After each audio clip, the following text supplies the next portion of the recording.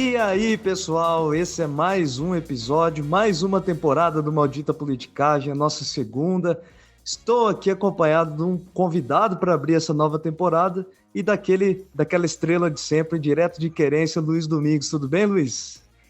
Olá, Alê, saudações a todos e todas. Então, vamos dar as boas-vindas ao convidado. É o Paulo Franz, que é cientista político, doutor pela UFPR, e vai debater com a gente uma área que é de estudo dele, que é a composição de ministérios. E aí nós vamos analisar o primeiro gabinete do terceiro mandato do governo Lula. Boa noite, boa tarde, bom dia, Paulo. Bom dia, boa tarde, boa noite, Domingos, Alessandro, respeitável público, uma honra poder falar aí sobre nossos trabalhos acadêmicos em outras plataformas, mais falado do que escrito, né? Então, espero poder tornar esses assuntos que às vezes, né, são meio maçantes, um pouco mais interessantes. E aí, Luiz, nós temos uma imagem inicial para o tema, que é o tema que a gente vai tratar hoje, a formação do novo governo, do terceiro governo Lula, né? Formação da equipe ministerial, das burocracias. Temos uma imagem inicial ou não? Temos sim. São duas imagens que a gente vai, inclusive, colocar nas nossas redes sociais, que são as fotos oficiais de quando o presidente e o vice aparecem com os ministros escolhidos. É uma foto que tem todo o começo de governo. Então, nós vamos mostrar a foto do governo Bolsonaro lá em janeiro de 2019 e a foto do governo Lula agora em janeiro de 2023, porque as diferenças são muitas de imagem ali, né? Então, a começar pelo número, são 37 nomeados no Lula e no Bolsonaro. O primeiro gabinete do Bolsonaro foram 22 ministros, né? 15 a menos. Mas, mais do que isso, a diversidade que marca essa foto para o Lula e a ausência de diversidade para o Bolsonaro. Todos brancos, apenas duas mulheres, então é uma diferença gigantesca. Além do que também de roupa, porque na foto do Bolsonaro, todo mundo tá vestido de preto. Eu não sei se tinha um velório depois, mas a única que não tá de preto é a ministra Damares, que tá com um begezinho, porque, enfim, a mulher usa bege, né? Ou rosa. Então, como ela mesma disse, né? Então, essa imagem é uma imagem importante, acho que pra gente começar a discutir as questões aí do primeiro ministério do governo Lula. E para essa nova temporada, os caraminguás ainda são bem-vindos ou não? Pô, Caraminguá é uma campanha que a gente tem, né, de financiamento coletivo, que você pode entrar no apoia.se/maldita politicagem e fazer uma doação, né, de objetos de pequeno valor, coisas que se levam em viagem, bugigangas, miçangas, dinheiro miúdo, que é mais interessante nesse caso. Você pode fazer uma doação de 5, 10, 15, até quantos você quiser, que agora, esse ano, a gente pretende encorpar o número de apoiadores, porque o projeto está crescendo. Hoje mesmo vocês vão ficar sabendo de novidades. É a segunda temporada final e a gente precisa expandir e, portanto, contar com o apoio de mais doadores. É isso? Você sabe, Luiz, que a gente perguntou no último episódio do ano passado sobre quem era a pessoa que estava ouvindo a gente lá do Canadá, e a Carolina Viana, né? A querida Carolina Viana mandou mensagem dizendo que era ela. Então, um abraço, Carolina. Agora eu vou lançar, né, para os próximos episódios quem é que está na Alemanha, na Irlanda, que tem as estatísticas ali. Quem que está no exterior, no estrangeiro, manda um salve pra gente. O Maldita Politicagem vai ficar importado, né? Vai ficar internacional. Um abração pra Carol, amiga do coração. Tá num frio danado lá com o Guilherme, estudando no Canadá. Então, no primeiro bloco, pessoal, a gente vai abordar as questões mais introdutórias que diz respeito sobre os ministros, né? O papel que eles cumprem, a importância de nomear ministros de dentro do partido, de fora do partido. Vamos fazer algumas comparações também. No segundo bloco a gente entra nas discussões mais polêmicas, né, como de costume. A gente vai anunciar aqui alguns quadros novos, né, que vamos colocar aqui a partir de hoje nos episódios. E no terceiro bloco, como de costume também, a gente vai discutir alguma história, talvez alguma história que venha de querência, a maldição de sempre e a luta de gostos. Então, continua com a gente aí, pessoal.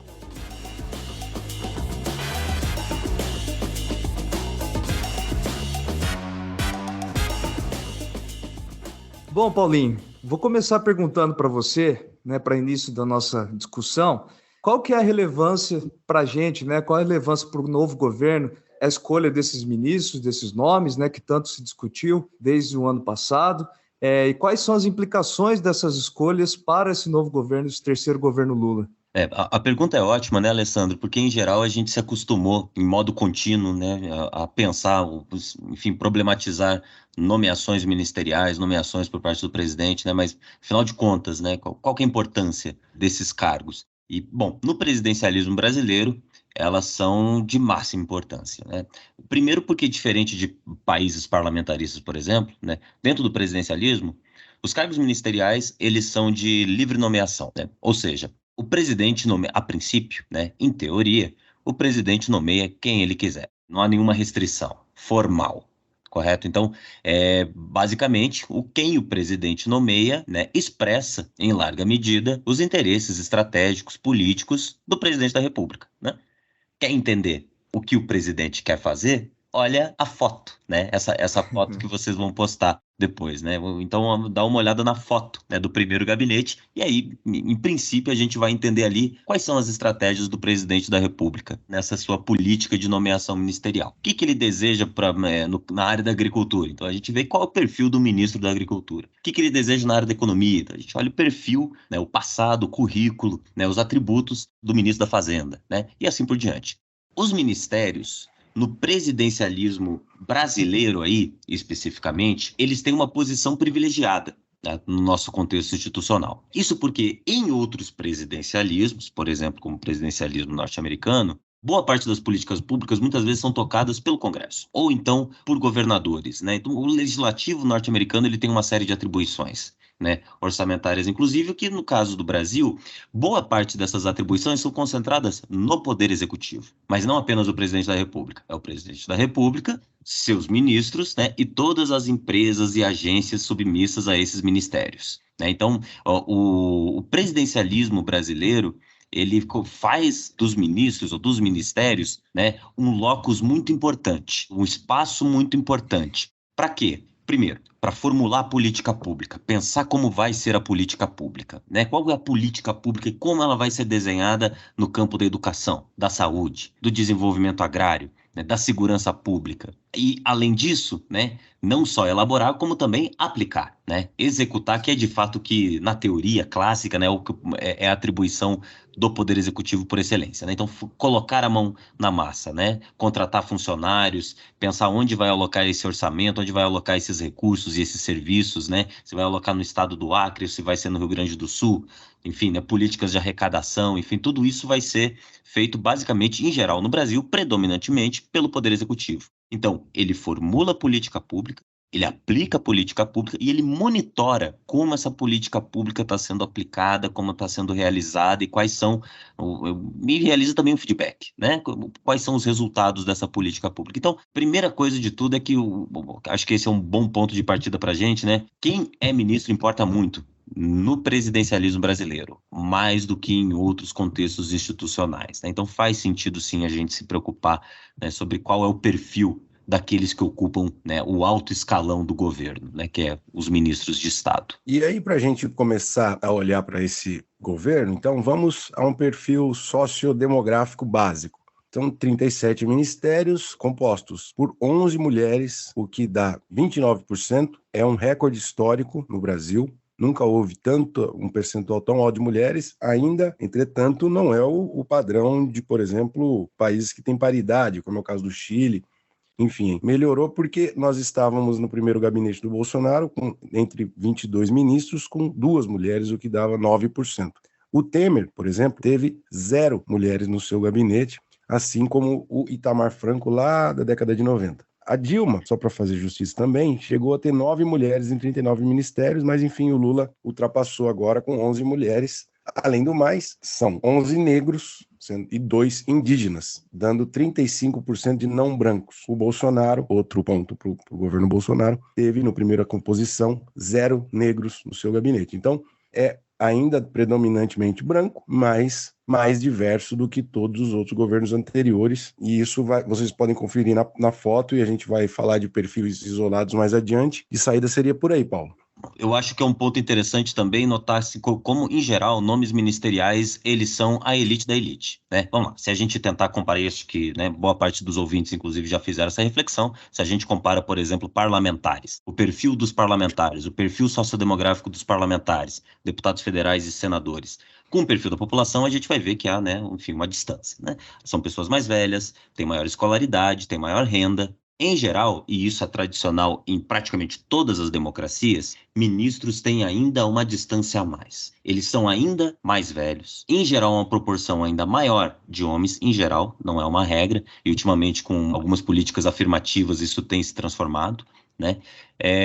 Mais brancos, né? E com mais escolaridade mais alta ainda do que entre os parlamentares, né? Então a gente percebe que, de fato, o locus ministerial, né, o espaço ministerial, ele é um espaço do que a gente pode chamar da nata política, ou seja, políticos profissionais que conseguem se cacifar dentro daqueles que já eram elites entre parlamentares, governadores, secretários estaduais, secretários municipais. Boa parte dos ministros, em geral, já passaram por secretarias estaduais e municipais. A experiência administrativa deles, em geral, é muito larga, e isso o Brasil, inclusive, ele se destaca, inclusive, de outros países, né? Paulinho, seguindo nessa direção sobre o perfil dos novos ministros, né? Que nós poderíamos afirmar quanto à representação dos partidos, uma vez que o Lula foi eleito, né, com um discurso como se ele estivesse representando uma frente ampla, né, uma frente democrática. Então, muitos partidos fazem parte compõem a base aliada do governo, né?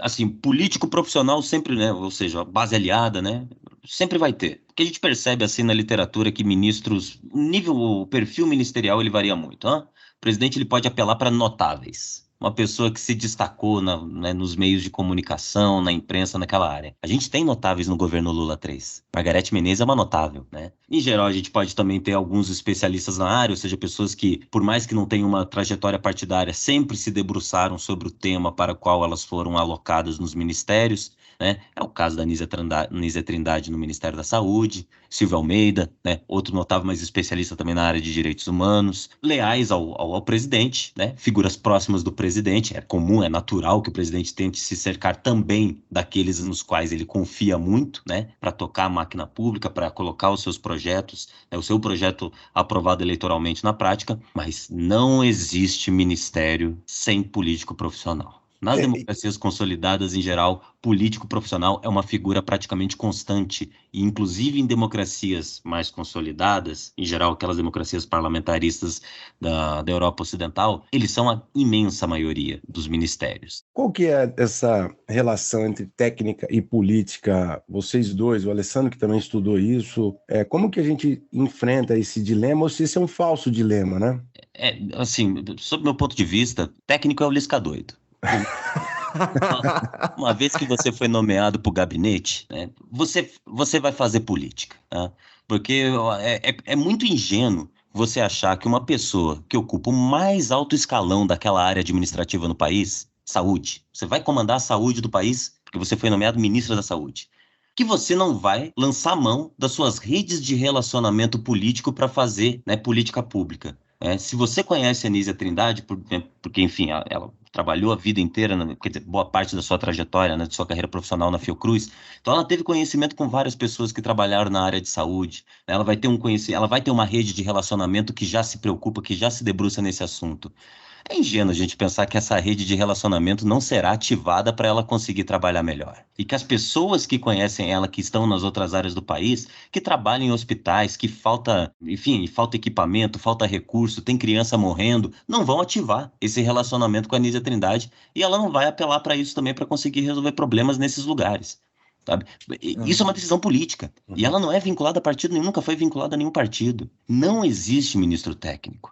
O máximo que a gente pode falar é de ministro não partidário. Faz diferença? Faz. A rede de relacionamento é outra. Eu acho que o grande problema dessa oposição, né, é a demonização do aspecto político, né? Eu acho importante quando atributos técnicos dos ministros são ressaltados, né? O cara é uma pessoa, em qualquer área, né, de administração, seja de uma empresa, seja do governo, é importante que a pessoa saiba sobre o assunto que ela vai ser uma mandatária do país, né?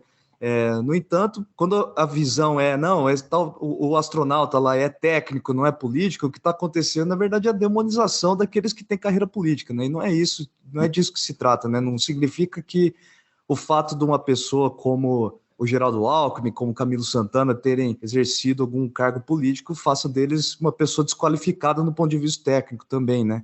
É como se houvesse uma hierarquia, né? Uma hierarquia a priori. da qualidade do ministro. Ah, ele nunca se envolveu com partido político, sempre trabalhou naquela área, então ele só pode ser um bom ministro. Olha, se ele não tiver uma rede de relação política, de relacionamento político, eu duvido muito que ele consiga angariar recurso, mapear pontes para conseguir atalhos, né, para conseguir deixar a sua política mais efetiva, os seus interesses mais efetivos. E esse, inclusive, é um dos motivos pelos quais muitos funcionários de baixo e médio escalão, dentro de empresas públicas e ministérios, muitas vezes preferem que o ministro seja vinculado a um partido, seja um político profissional, porque ele consegue ter um melhor diálogo. É mais provável que ele consiga mais recurso. É mais provável que ele consiga, por exemplo, estabelecer algum atalho com elites locais para conseguir fazer com que aqueles interesses do baixo e médio escalão de um ministério consiga ser posto em prática o mais rápido possível. Perfeito, Paulinho. Só para sistematizar, dos 37 ministros, 10 atuais desses nomeados agora em janeiro não têm filiação partidária, portanto é uma minoria, são esses notáveis já mencionados, enfim, a lista pode ser oferecida também nas nossas redes sociais, mas em geral esses que não têm partido têm uma entrada importante nas suas áreas de atuação, o caso do Silvio de Almeida nos direitos humanos, a Anísia Trindade na saúde.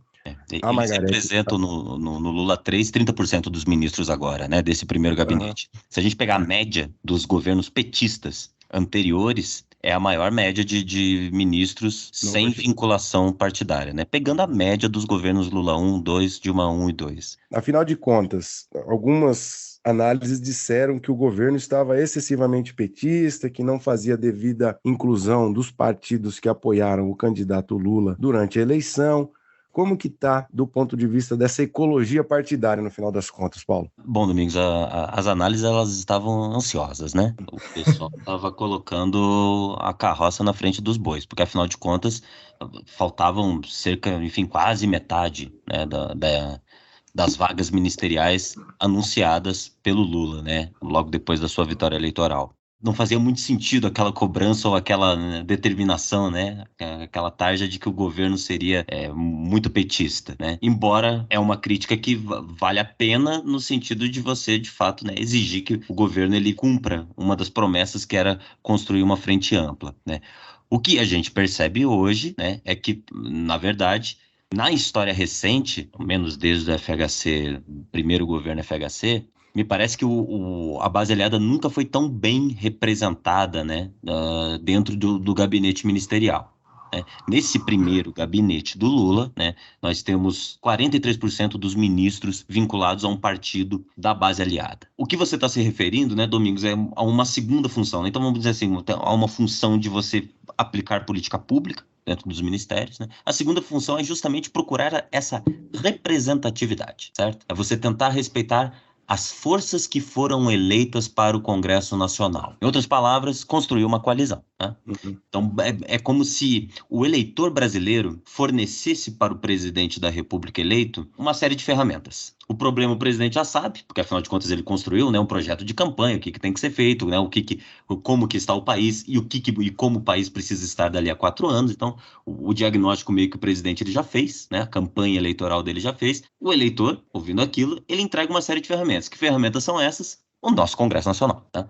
O presidente da República, então, ele tem que olhar, observar o que ele tem dentro do Congresso Nacional e dentro do Congresso Nacional recrutar uma base parlamentar, uma base de apoio político para ajudar ele a governar. Faz todo sentido no Brasil o presidente da República recrutar ministros de dentro da Câmara dos Deputados, de dentro do Senado. Tá?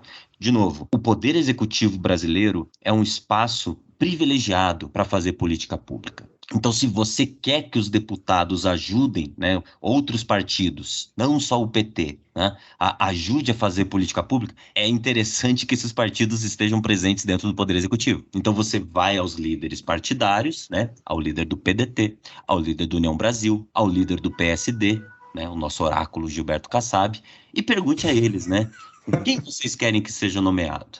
Né? Então, é uma discussão que vai levar, é um jogo, uma espécie de truco, que tem várias rodadas. O presidente pergunta, né? E aí o líder partidário diz, mas o que você vai me oferecer? Né? Enquanto isso, o presidente está jogando truco com outros partidos. É uma função de representatividade democrática. Né? O presidente está procurando construir essa coalizão. Não foi ele que escolheu exatamente esses aliados. Quem escolheu foi o eleitor.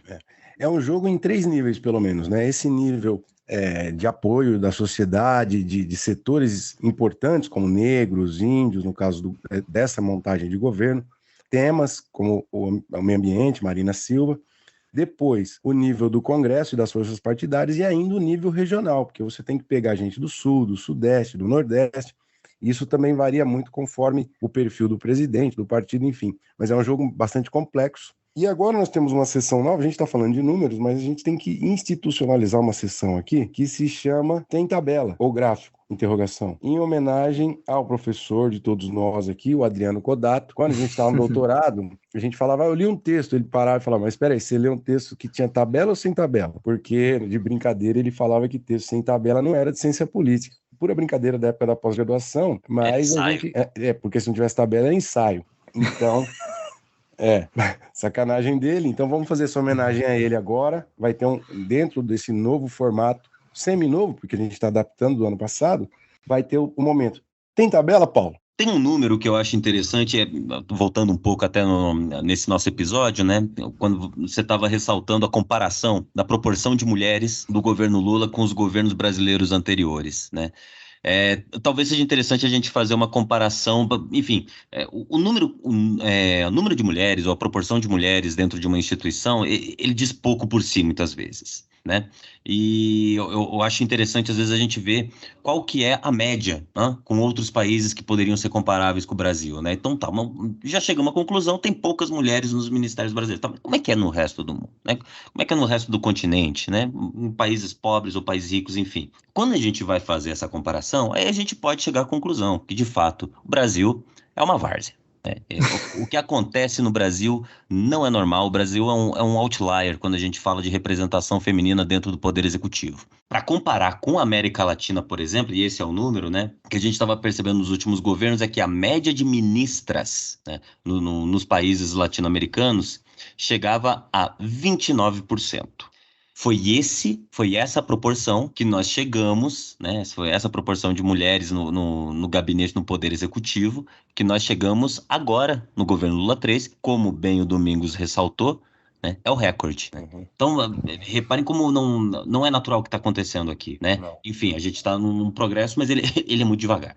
Mas o que eu acho importante é que talvez no que se refere ao Poder Executivo, né, o que a gente percebe é que o principal, tradicionalmente no Brasil, o principal locus de recrutamento de ministros e ministras é o Poder Executivo nas esferas estaduais e municipais, né? Por exemplo, o secretário estadual de administração do estado do Paraná. Então, talvez seja muito importante também, né? Então, por quê? Porque são agentes políticos que já têm um passado, né? Enfim, um know-how administrativo, de trabalhar com a coisa pública, né? De gerir recursos, de fazer projetos, mas daí nos seus respectivos municípios ou estados. Eu acho importante que a gente cobre também, né, de prefeitos e governadores, que eles também tenham a sensibilidade de gênero na hora de fazer as suas nomeações nas secretarias, né? Nos seus respectivos poderes executivos. Porque é ali que a gente vai criando know-how e vai dando também, né? Colocando no palco, né, outras pessoas que não apenas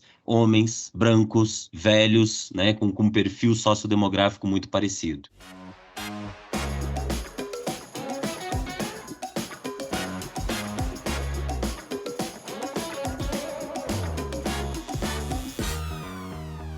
Eu andei ouvindo muito nesses últimos dias sobre a nomeação de alguns indivíduos que não são necessariamente coerentes com aquilo que o PT prega, né? Que tem um perfil muito distinto daqueles que os petistas principalmente defendem, muitas críticas em relação a algumas dessas nomeações. Então, a pergunta é a seguinte: você acha que é um problema para a democracia essa distribuição de cargos em nome da coalizão, né? É um problema eu, por exemplo, ter votado no Lula e a nomeação dele indicar políticos da União Brasil? O que você acha sobre essa questão? É uma ótima pergunta, Alessandro. Seria um problema se o Lula só governasse para você. E como o distrito eleitoral pelo qual ele foi eleito é de 215 milhões de pessoas, então ele vai ter que ouvir minorias, que no caso são aquelas que conseguiram botar gente no Congresso Nacional. Eu me lembro de em 2010, 2014 também apareceu esse discurso com uma candidata à presidência da República, ela se chamava Marina Silva.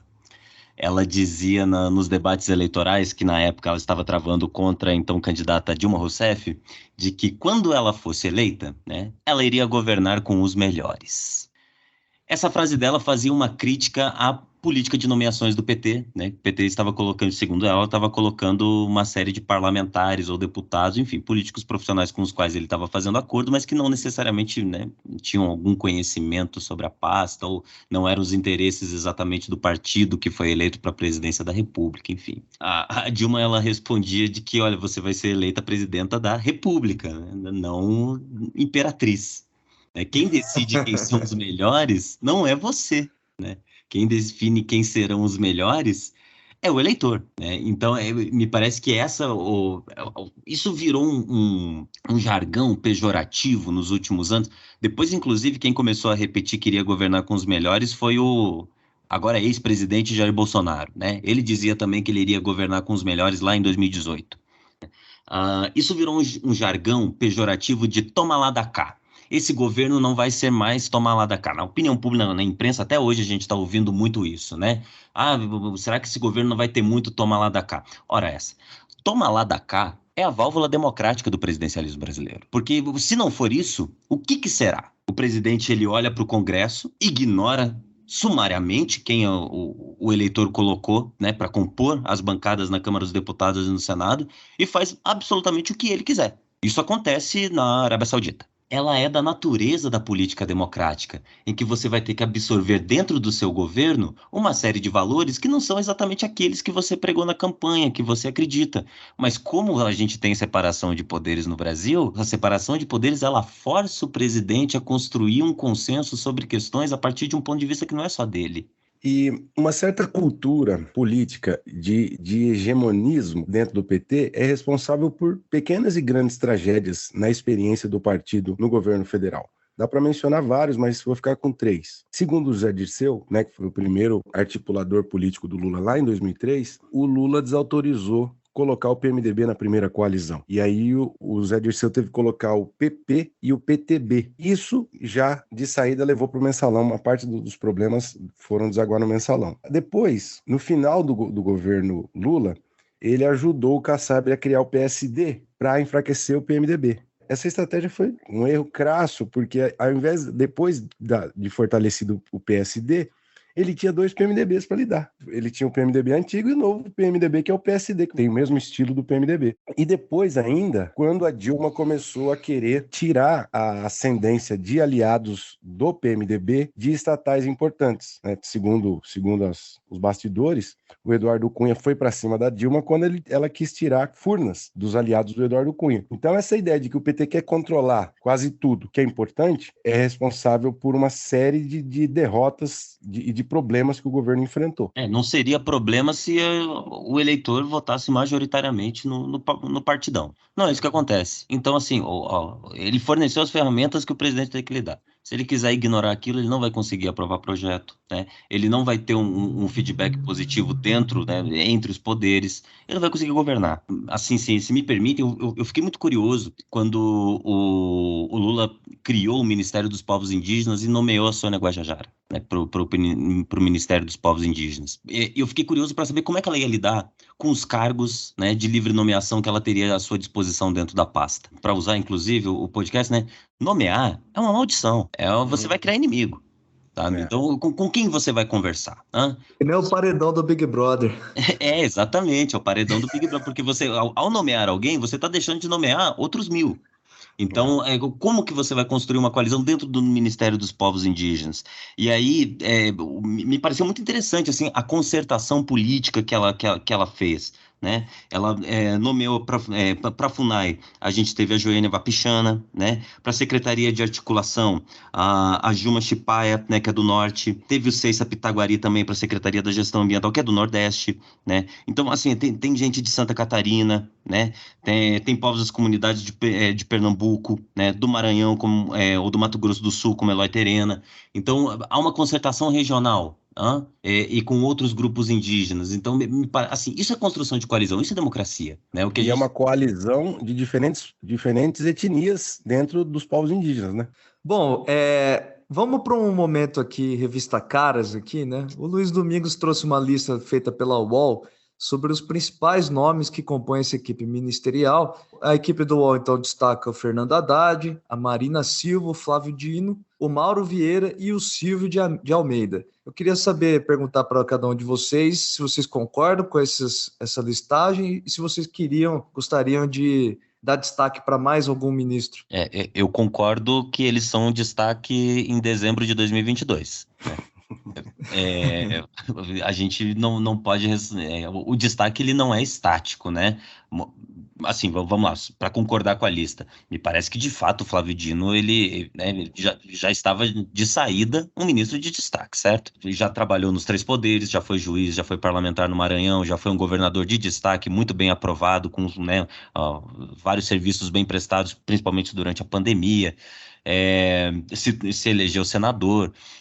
Só que eu não esperava que ele teria tanto destaque como ele ganhou, por exemplo, a partir do dia 8 de janeiro com os ataques em Brasília. Eu tô curioso para ver qual vai ser o papel do Rui Costa, né, na concertação administrativa, envolvendo essa frente ampla, trabalhando. Ele, por exemplo, ele prometeu um destaque para Marina Silva em todas as pastas. Eu quero ver como que ele vai fazer isso, né? Casa Civil, é o cara que articula todos os ministérios, né? Perfeito. Foi governador da Bahia, ele tem então uma experiência administrativa interessante, relevante, né? É uma figura que ganhou destaque no PT na última década. Então eu tenho a impressão que ele pode virar uma figura de destaque ali, né? Eu acho que há muitos nomes com uma força simbólica importante, como é o caso da Aniele Franco na igualdade racial, a própria Sônia Guajajara nos povos indígenas e o Silvio de Almeida, né, nos direitos humanos, que tem uma reputação acadêmica internacional, enfim, um grande intelectual das questões da racialidade, das desigualdades estruturais do Brasil.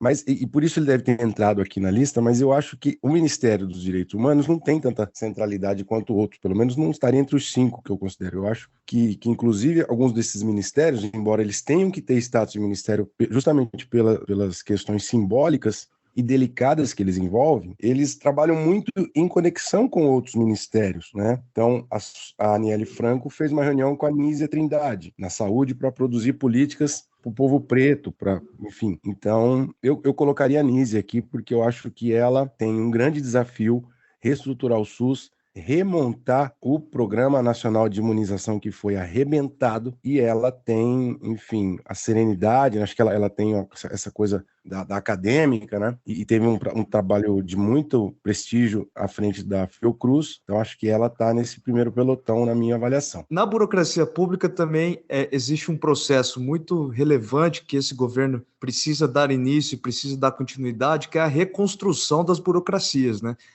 Quando eu falo burocracias, eu falo principalmente das autarquias, das agências, das empresas públicas, das agências estatais que estão nos guarda-chuvas desses ministérios, que estavam, na maioria dos casos, lotados de militares, né? A gente falou no ano passado no episódio sobre a Petrobras, como a Petrobras estava cheio de militares nas suas diretorias e coordenadorias. O presidente Bolsonaro trocou 4 vezes de presidentes da Petrobras. Tudo indica que o novo presidente da Petrobras vai ser o petista, o senador, né, Jean Paul Prats, né, ainda não teve a sua nomeação aprovada pelo Conselho de Administração. Nos bancos públicos também, o governo Bolsonaro teve outro troféu, né, com aquele escândalo na Caixa Econômica Federal, onde o antigo presidente da instituição foi acusado de assédio sexual. Na Caixa Econômica Federal e no Banco do Brasil, nós temos o nome de 2 servidoras de carreira, né? A Rita Serrano na Caixa Econômica e a Taciana Medeiros no Banco do Brasil. Então, 2 mulheres servidoras de carreira com mais de dezenas de anos de trajetória dentro dessas instituições. E destaque também, né, como o próprio Lula falou no seu discurso de posse, a Petrobras e o BNDES serão, sim, instituições de muito destaque no seu governo. Indicando isso, até ele nomeou a Luiz Mercadante, que é um nome importante no PT para a presidência do BNDES. E aí o dado que chama atenção, né? Na diretoria do BNDES, na nova diretoria, 4 ex-ministros vão compor essa nova diretoria, entre eles o Nelson Barbosa, que é ex-ministro do Planejamento, e a Tereza Campelo, ex-ministra do Desenvolvimento Social.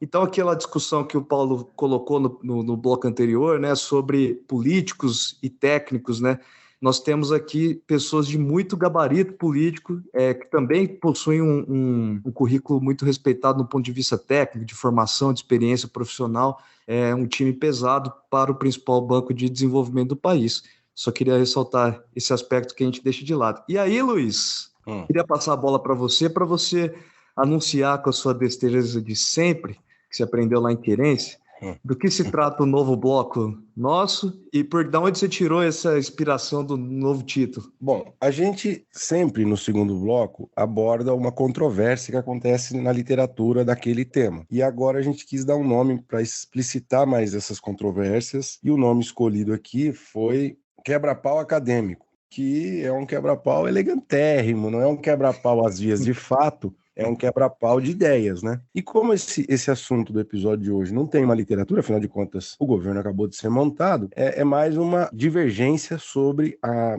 avaliação de como o Lula montou essa coalizão, e a gente identifica aqui que o professor Carlos Pereira, da Fundação Getúlio Vargas, fez um artigo avaliando que o governo estava batendo cabeça, que a coalizão era muito ruidosa. Segundo ele, ruído quer dizer que, enfim, não há muita unidade e convergência. Primeiro, eu divirjo porque eu acho que não dá para ter essa convergência com um Congresso tão fragmentado e com o esvaziamento do centro, né? Se o PT quisesse fazer alianças com partidos de centro, ele não conseguiria a maioria, só com partidos de esquerda e de centro, porque o centro está muito enfraquecido do ponto de vista numérico. E, em segundo lugar, Paulo, você que estuda o negócio, tem a tal da taxa de coalescência, que é como a composição das forças partidárias do gabinete espelha a composição dos partidos parceiros da coalizão. Como que foi a constatação a partir da taxa de coalescência identificada agora? A taxa de coalescência, né, ela é um número, é uma abstração, né? Um número que vai de 0 a 1, né?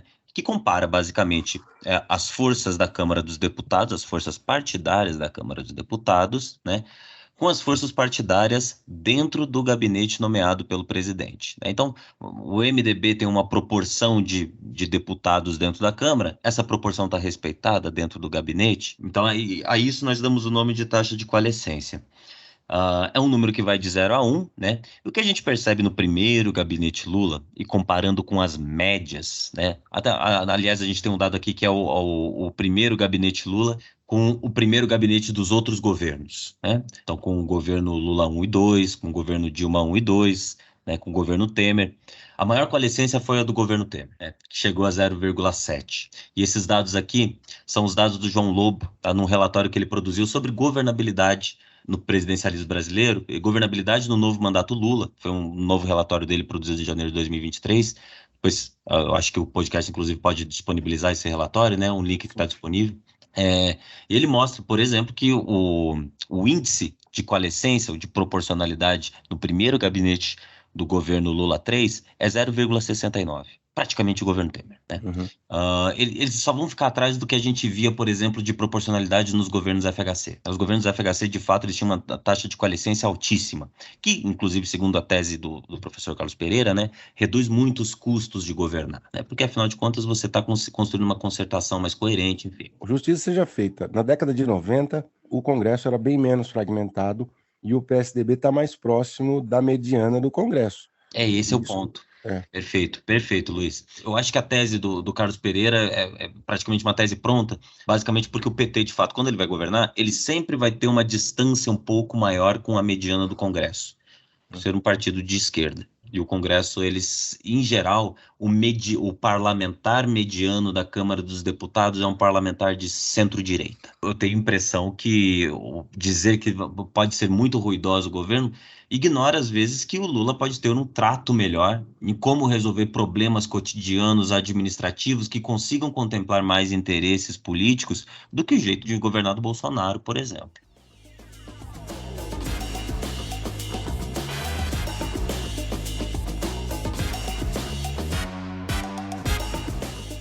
Ô Paulo, você já deve ter percebido que no Maldita Politicagem nós sempre abordamos alguma historinha para gravar na cabeça do nosso ouvinte, né? Eu sempre tenho histórias gravadas, principalmente quando contadas pelo esse ser de querência aí. Então, pois é. E aí o nosso Luiz Domingos, ele frequentemente nos leva até a querência. E aí a gente teve a ideia, né, de batizar essa historinha de aconteceu em Querência, mesmo que não tenha acontecido de fato, né? Né, Luiz? O que você acha desse nosso novo título aí? É uma justa homenagem à cidade que, enfim, alegra as terças-feiras dos nossos ouvintes com os casos pitorescos, as figuras lendárias que andam por lá e que eu guardo muito na memória.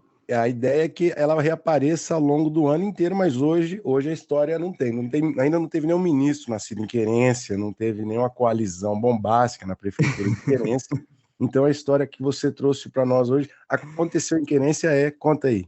Então, aconteceu em Querência, então, dessa semana, é o caso da Esther de Figueiredo Ferraz, primeira-ministra do Brasil, né? Eu fui procurar, quem será que foi a primeira mulher a ocupar uma cadeira do ministério, né? Já que a gente estava trazendo dados sobre a composição atual, né? Então, ela foi uma mulher pioneira em vários aspectos, né? Foi a primeira mulher a se formar na USP, né? Na Faculdade de Direito da USP.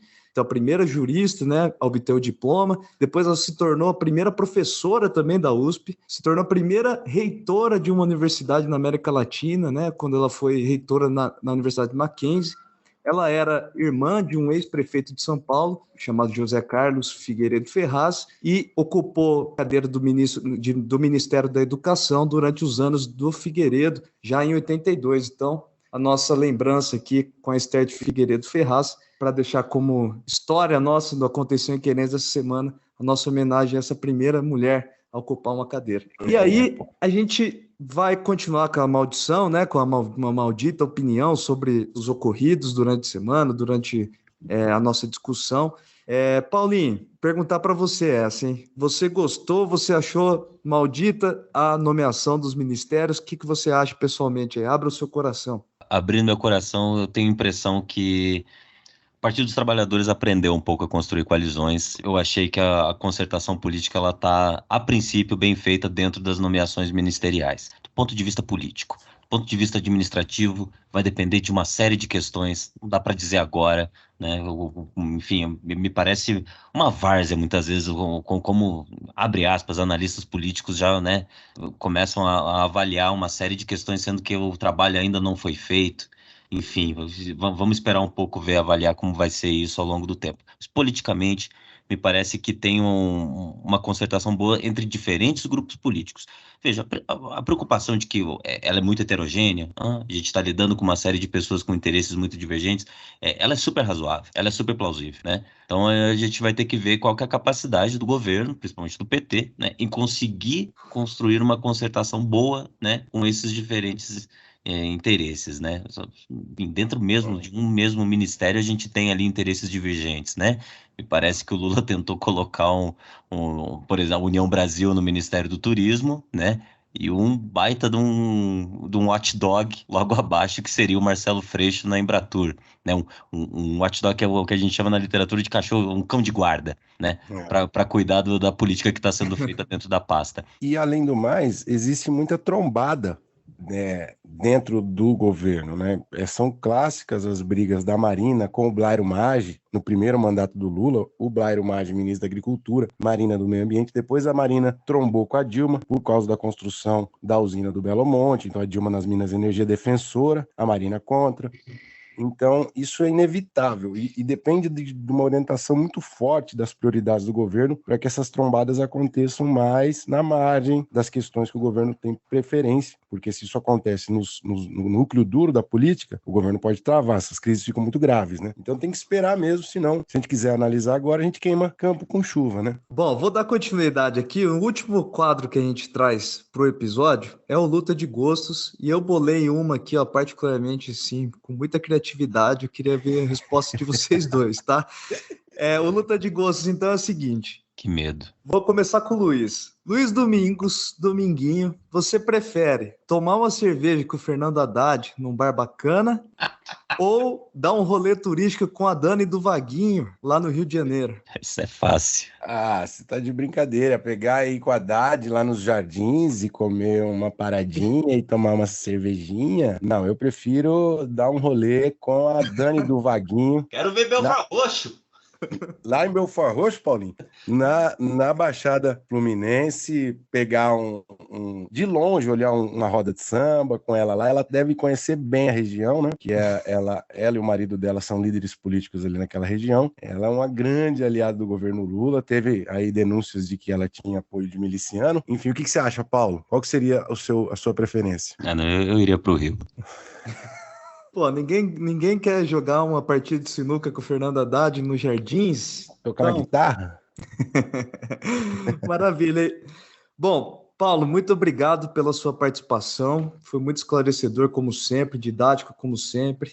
Eu que agradeço aí o convite, enfim, foi muito bom poder falar, enfim, né, dos achados das nossas pesquisas, enfim, do que a gente tem lido e produzido aí nos últimos tempos sobre as nomeações ministeriais. O assunto é interessante mesmo, rende muito, né? Enfim, a gente pode continuar falando sobre isso em outras plataformas também. Que bom que vocês me convidaram, gostei muito. Parabéns pelo trabalho de vocês e pela audiência, né? Super qualificada. Obrigado mesmo. Beleza, maravilha. Valeu, Paulo. Paulo, que é uma das pessoas mais elegantes do sul do mundo, também uma das mais entendidas do tema da composição ministerial. Deixar nosso agradecimento especial e os avisos finais, então. Lembrem-se que nós estamos por aí nas redes sociais. Você pode nos seguir no Twitter ou no Instagram, compartilhar se você tiver gostado. Comentem com os conhecidos. Se você vai ali na esquina, conversar com seu amigo, com a sua amiga, falar, tem um podcast que eu gostei, etc. Também favoritar no Deezer e no Spotify para que você receba os avisos e os episódios especiais. E dar 5 estrelas, caso você tenha gostado. Além do mais, finalmente, a campanha de financiamento coletivo. apoia.se/maldita politicagem. Deixa lá o seu caraminguá, apoie o projeto para que ele possa crescer, florescer. E, finalmente, nós temos novidades para os apoiadores de 2022. Eles vão ser agraciados com um presentinho, com uma lembrancinha do Maldita Politicagem. Logo vem novidade por aí. Eu espero que o incremento do formato, esse arco narrativo um pouco mais detalhado, tem tabela, luta de gostos, quebra-pau acadêmico, tudo isso a gente pretende ir aprimorando ao longo do ano, conforme as opiniões e sugestões que vocês queiram nos mandar também pelas nossas redes sociais. E é isso, a segunda temporada está no ar. Nós vamos firmes até dezembro de 2023, não é isso, Alessandro? É isso, galera. Então, abrimos a temporada. Vocês vão ter que aguentar, vocês vão ter que nos engolir. E tem tabela sim, hein, Adriano? Gostou dessa, né?